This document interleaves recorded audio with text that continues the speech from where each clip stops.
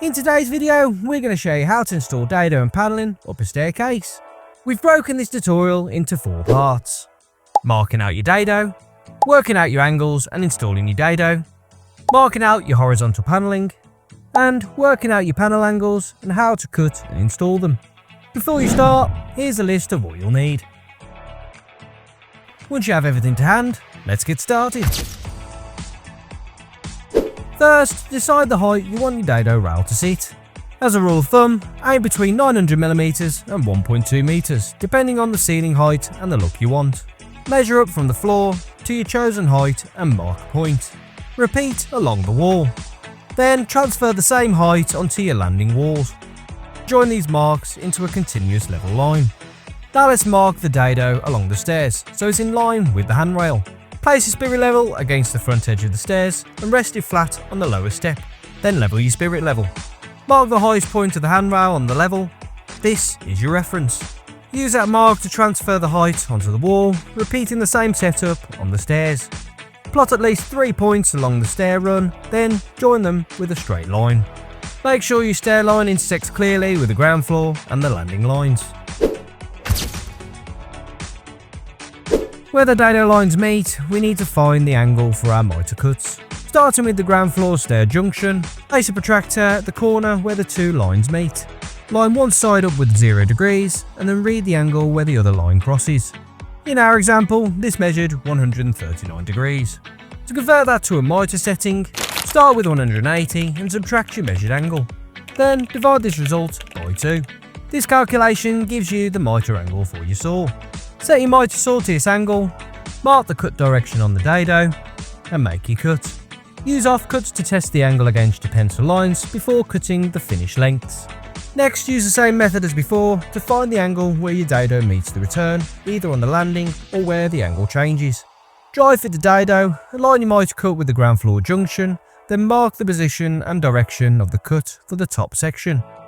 Cut the mitre to your calculated angle, and then dry fit once more to check everything lines up correctly.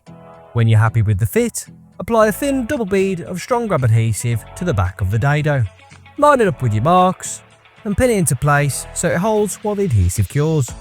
Then mitre and fix the landing and ground floor runs in the same way. Next, you're going to want to decide what clearance you want from the skirting, the dado rail and between each panel. As a general rule of thumb, aim between 75 and 100mm. Here we've chosen 80mm. Cut a strip, add your chosen distance to use as a gauge. Mark a line along the bottom of the stairs and mark a line below the dado rail. Repeat this on the ground floor and the landing, or wherever the stair angle changes. Now let's mark our end panels. On the ground floor, draw a plumb vertical line where the 80mm top and bottom lines intersect underneath the dado. On the landing, or change your stair angle, draw another plumb line down from the inside corner of the dado. These 2 verticals are the outer edges of your first and last stair panels. Now we need to find the usable length between them. Project the ground floor vertical line using a laser level or a spirit level. Then measure the distance between the projected line and the landing vertical. In our case, this was 2038mm. Now you're going to want to decide how many panels you want. We've chosen 3 panels to keep the 2:1 proportion, giving us 2 gaps of 80mm. To calculate each panel width, take the total usable length, subtract the total gap width, then divide what's left by the number of panels. Our panel widths came out at 626mm. Now let's mark this on the wall. From the ground floor vertical line, measure your panel width and place your mark. From that mark, use your 80mm gauge and a level to draw a plumb vertical line on both sides from top to bottom. This gives you one side of your first panel and the start of your next. Repeat this sequence until all panels are marked out between your 2 endpoints. For the acute angle at the top of the panel, place a protractor at the corner where the panel's top and side lines meet. Line one side at 0 degrees and read the angle on the other line.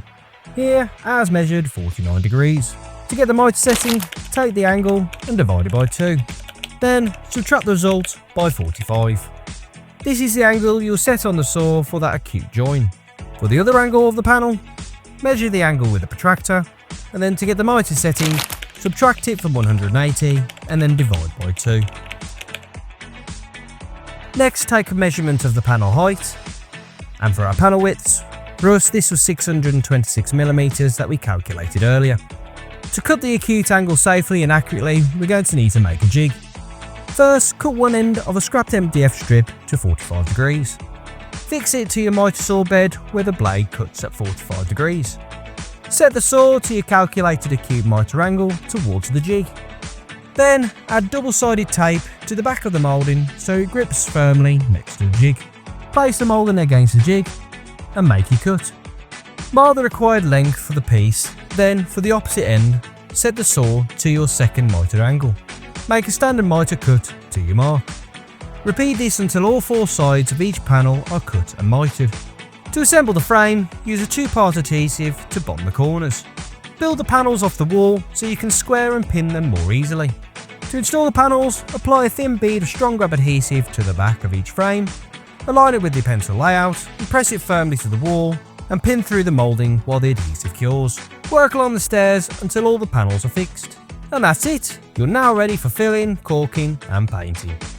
If you found this video helpful, consider subscribing to our channel and pressing the bell icon so you don't miss any of our latest videos.